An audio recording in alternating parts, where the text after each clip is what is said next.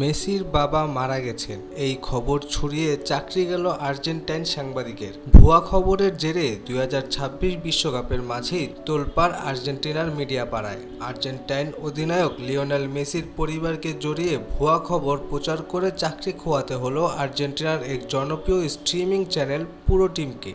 চলমান বিশ্বকাপের মধ্যেই আর্জেন্টিনার চ্যানেল লুজো টিভি মেসির বাবা হোর্হে মেসির মৃত্যুর খবর দেয়, যে কারণে তারা তাদের এল শো দেল রোবানো অনুষ্ঠানের সঞ্চালক ফ্লোরেন্সিয়া পিনিয়া এবং সেই সঙ্গে পুরো টিমকে চাকরি থেকে বরখাস্ত করেছে। হুট করেই সেদিন প্রেজেন্টার ফ্লোরেন্সিয়া অনুষ্ঠান থামিয়ে দেন।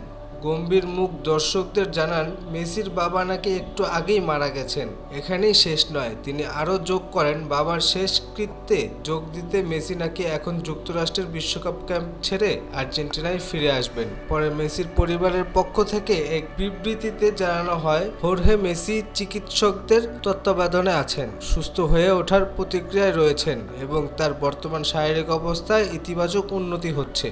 সামাজিক যোগাযোগ মাধ্যমে এক পোস্টে পরে মেসির পরিবারের কাছে ক্ষমা চেয়েছেন ফ্লোরেন্সিয়া পিনিয়া। নিয়াজ হাবিব, সমাজকাল।